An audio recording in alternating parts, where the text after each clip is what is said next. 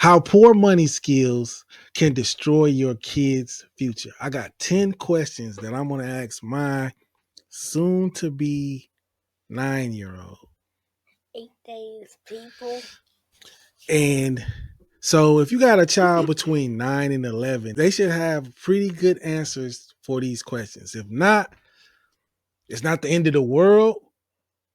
We just need to get them up to speed because according to the survey by the Federal Reserve's report on economic well-being in U.S. households between 2020 and 2022. I know that was between the COVID times, but so if this is off a little bit, okay, I can get that, but it's still pretty close. Probably we all know how things are nowadays. Younger adults between 18 and 29 tend to be more vulnerable women with higher percentages living paycheck to paycheck, often around 70 to 75%.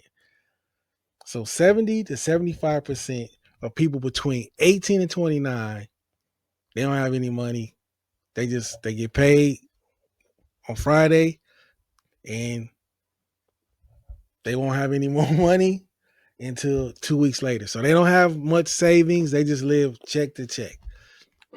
Middle-aged people, adults between 30 and 49, 60 to 70% of them live paycheck to paycheck. In older people, 50 and older often have a slight lower rate. Okay, so what? They're 50 to 60%. And here's the kicker. Hispanics and Black Americans are more likely to live paycheck to paycheck. The estimates are around 70 to 80%. And white Americans are 50 to 60. So, how poor money skills destroy your kid's future. I'm going to ask my 9-year-old the questions that you should ask your 9-year-old. Like I said, if they should be able to give you pretty good answers to these questions. If not, we just got to get them up to speed. Here's number one. What are some of the things you can do now to make sure you are financially secure when you grow up? I could find out what I'm good at to Good answer. probably build a career when I am older, or I could start learning how to invest, the good things to invest in. And what we already doing now in school is we have this thing called Zello, and we can find out like how much money this job pays, how it helps people, and like the things you need to have Wow. to do this job. Wow, that's an excellent answer. And I didn't know. Wait, man, we didn't have anything like that when we were in school. We were just told what we could and couldn't do. But hey, number two. This is the number two question. I think he answered that question pretty damn good, if you ask me. Surprised me. Number two, what is a savings account? A savings account? I don't know much, but this is all I know so far. It's like a bank account, but instead of where you use that money to like withdraw every like when you need some money or cash, it's like you save that money up, and then when you hit that level, I think, then you take that money out of the savings account. It's, I think, something for like investments, or like if there's ever a need where you need money, I think. That's it. That's it. That's 2 for 2. That's a great answer. That's an awesome answer. What is a budget? Oh, I can answer this perfectly. A budget is when, let's say, like, well, my dad told me this, is when you're in a music company, you sign your label, and they give you a budget to pick like the background and the dancers and stuff. Like a budget is something where like you have, let's say, $100,000 to make this happen and do what this is, and you have to buy stuff that's inside of $100,000 if that's your budget. Right? Great answer. Great answer. So a budget is having a certain amount of money to do something, and that's all you got, Yeah. basically. Right. All right. We're rolling here. He's doing pretty damn good. What do you think? In the comments, let me know what you think. How's he doing? What does it mean to invest? Okay. Invest means um like, let's say you see a small company that you think is a good idea. Like in Shark Tank, what they would do is they would find a good company, and then that company would either axe, or the person who sees the company would just take interest into it. If the person who has the company, let's say, to make this happen, can you at least give me, let's say, like 200K for 40% of the company? And then they would invest in that company to try to get money off of that. And then if that person just comes in and is like, I will give you $500,000 for 50% of the company, that's investing.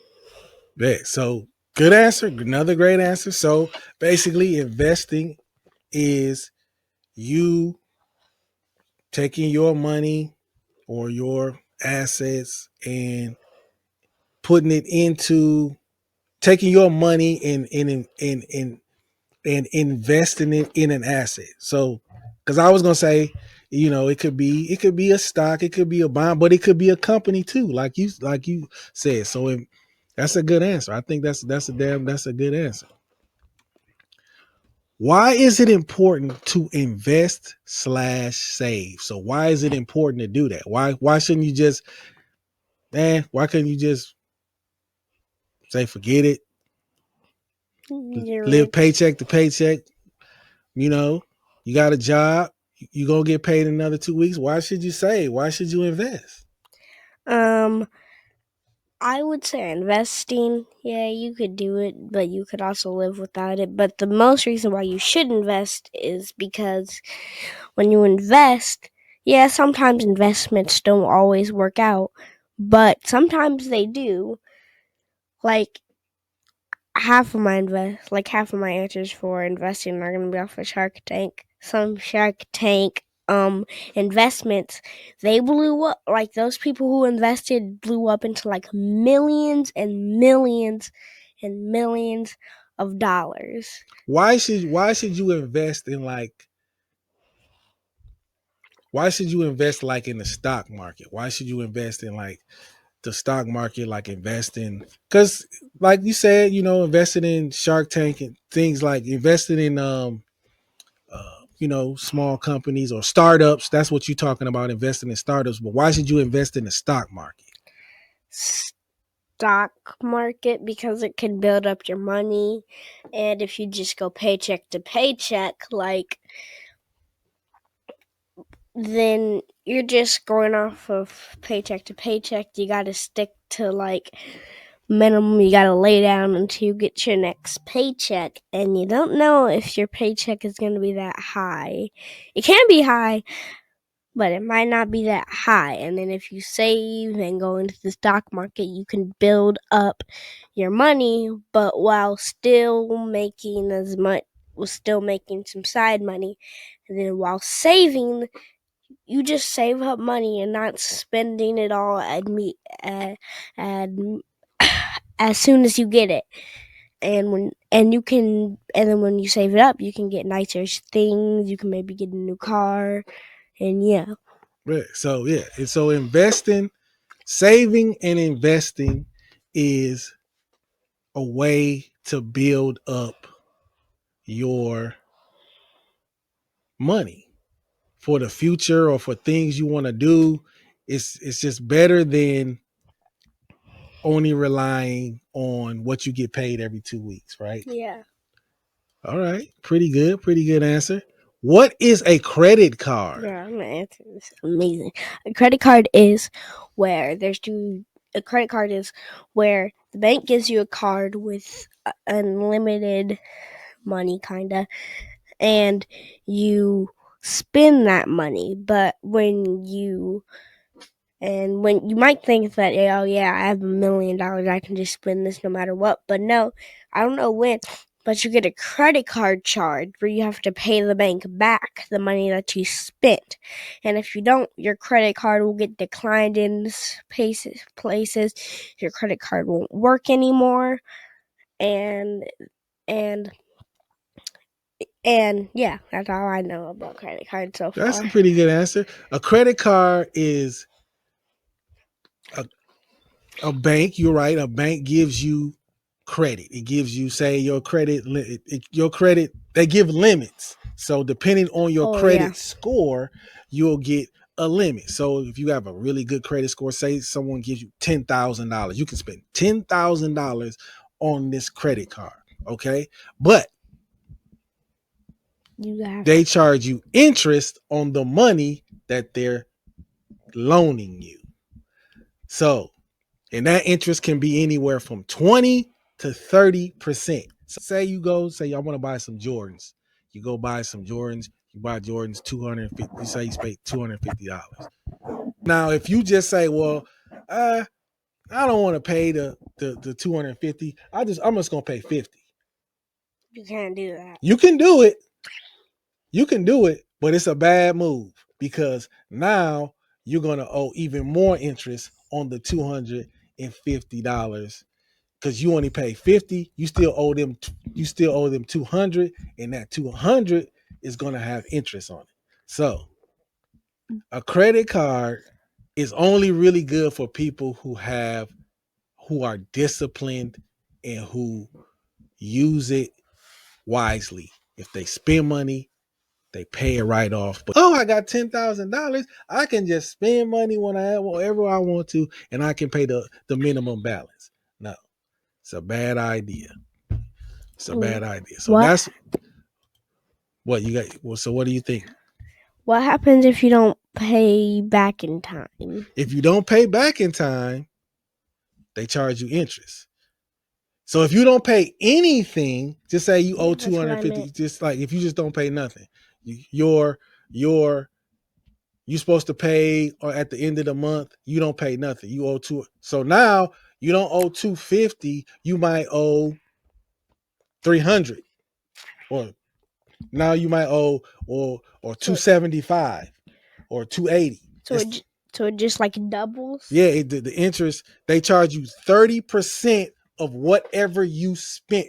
20% or or 30% of whatever you spent is what is the interest that you. So if you just pay the minimum payment, you might just be paying the interest. You still owe the money you spent.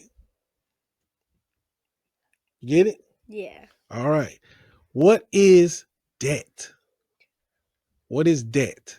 Um, debt is when like you were supposed to pay back some money and you can't pay that money back, so you're kind of like in a hole where like you need to pay money back, so you can't, so you got to cut back on buying stuff. You can't buy the stuff you usually bought because like let's say you're in debt in your house payment or your car payment, you didn't pay back in time or you haven't paid back enough money. Right. Right. Debt is the money you owe to creditors, to the people that you owe money to. Mm-hmm. And like you said, if you don't pay it back, that's what debt is. So that's how people get in debt because they're not paying back the money to the people they owe. All right, here we go. That's what we're number 8. What can you do to remain debt free? to remain debt free. I just said that sometimes you got to cut back on stuff. Right. But what you can do is you cannot buy not expensive stuff Right. and just like save up. Like, okay, I have to pay my water bill I paid my water bill in May, so now I got to pay it in June.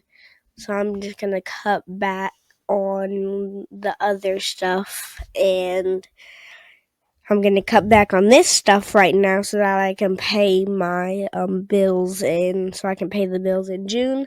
Then I could probably maybe hop back on to what I usually buy. Right. Yes. Yeah.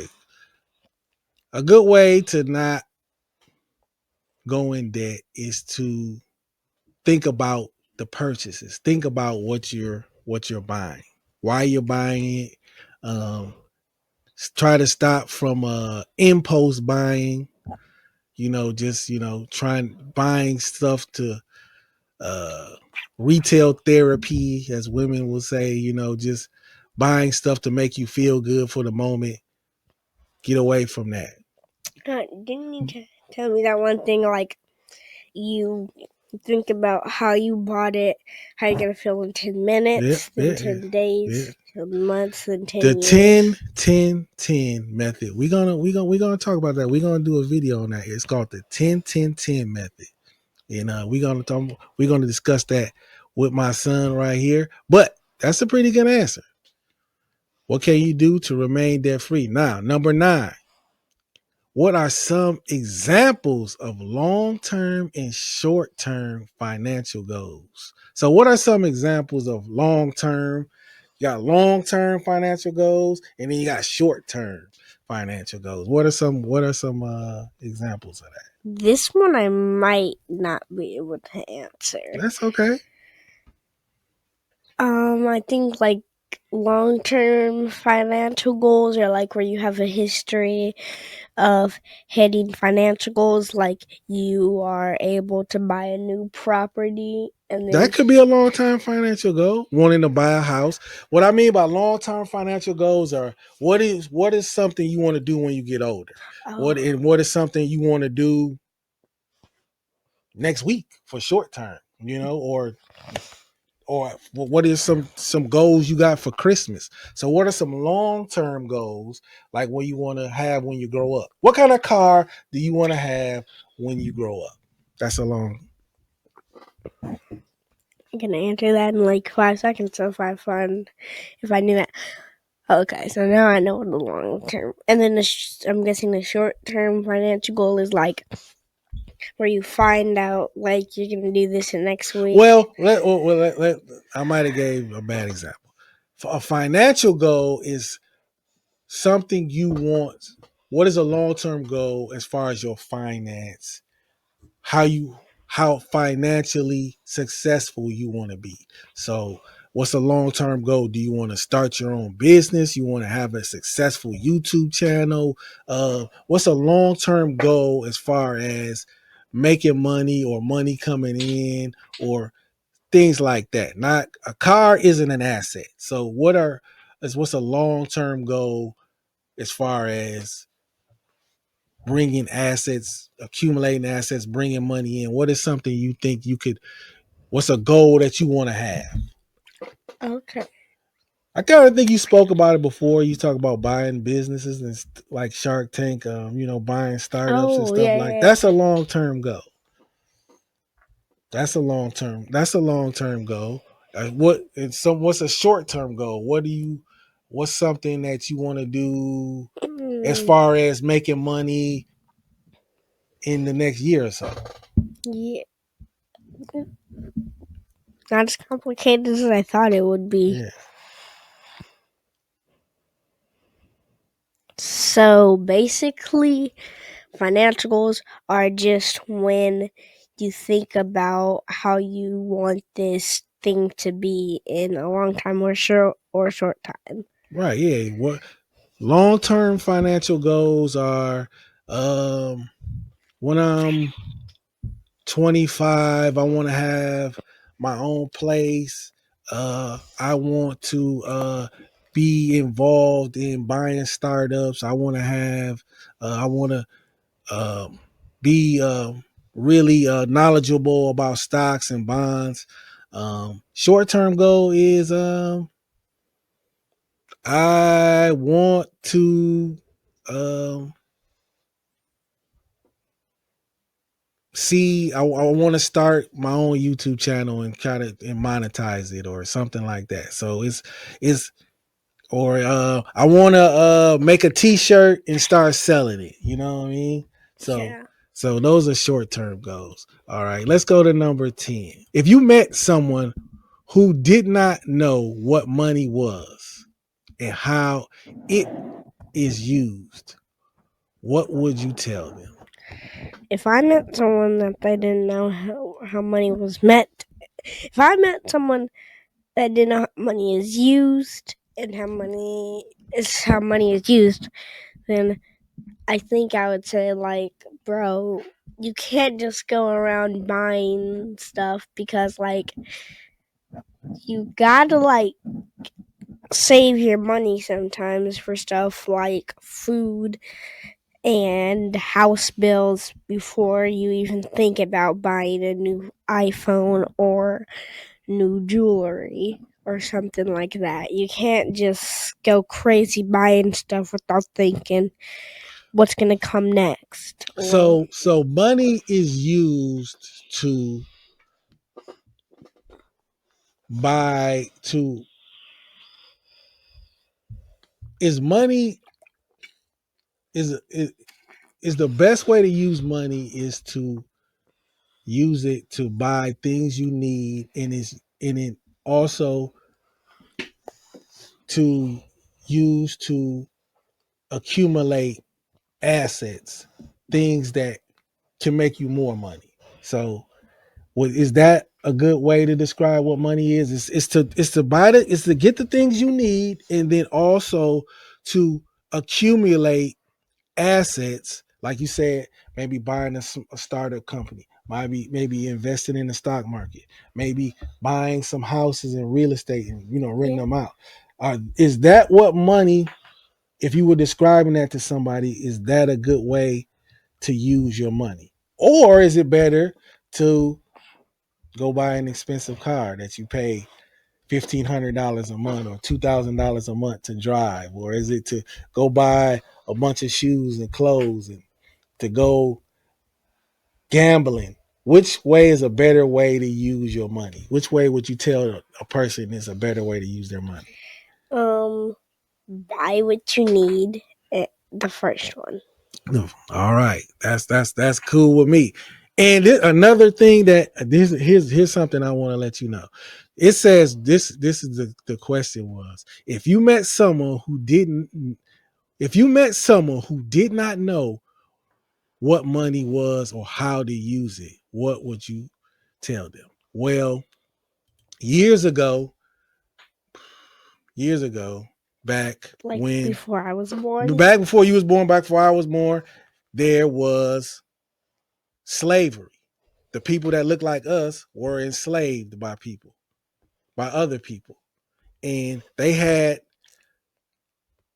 laws that were called Jim Crow laws where black people were free, but we didn't know anything about money because when we were enslaved, we weren't being paid. Mm.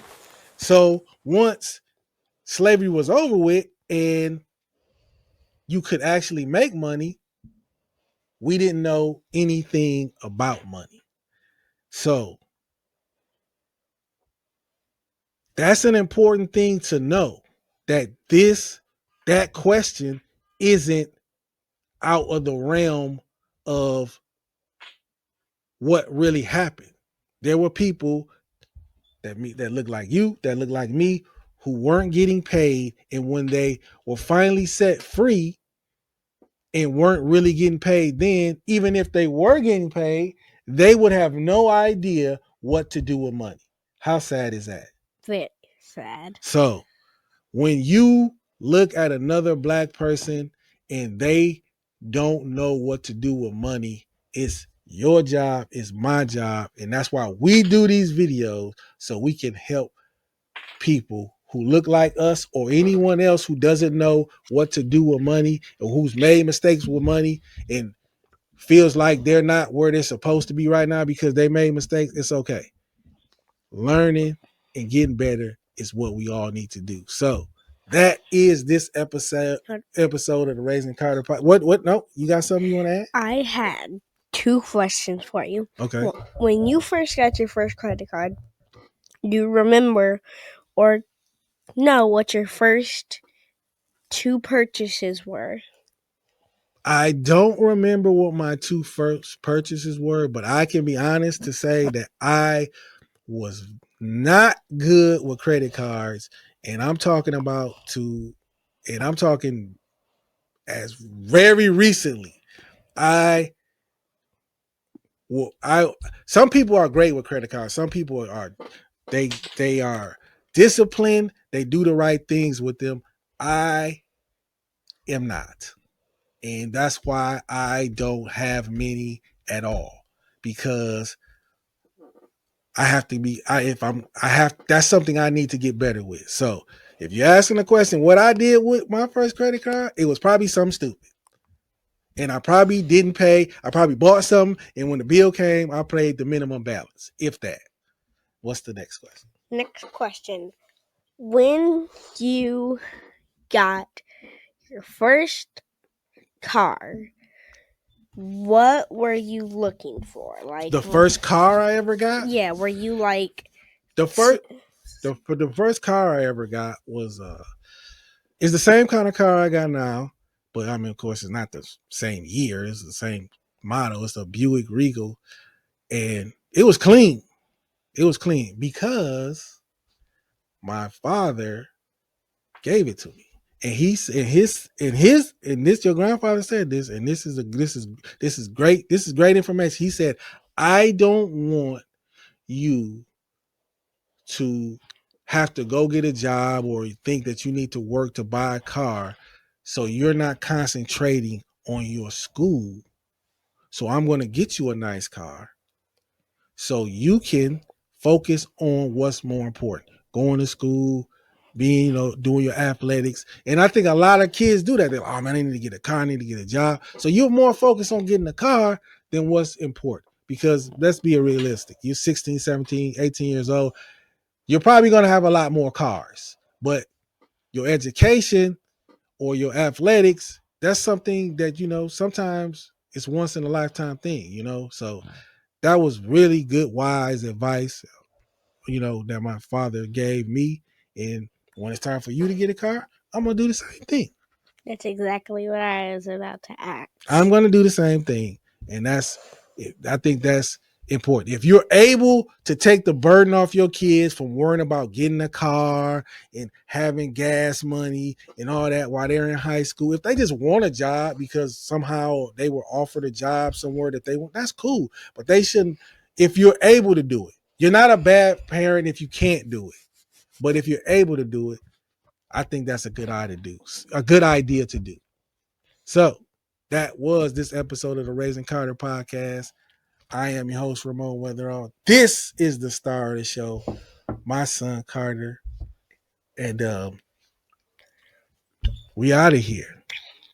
And if you like this episode, check out the playlist. Before we get out of here, check out the playlist of all the videos we did together. That's the videos that's running in the back right here. The playlist of all the videos that me and him have done together. If you subscribe to the channel, you can get that playlist. Peace.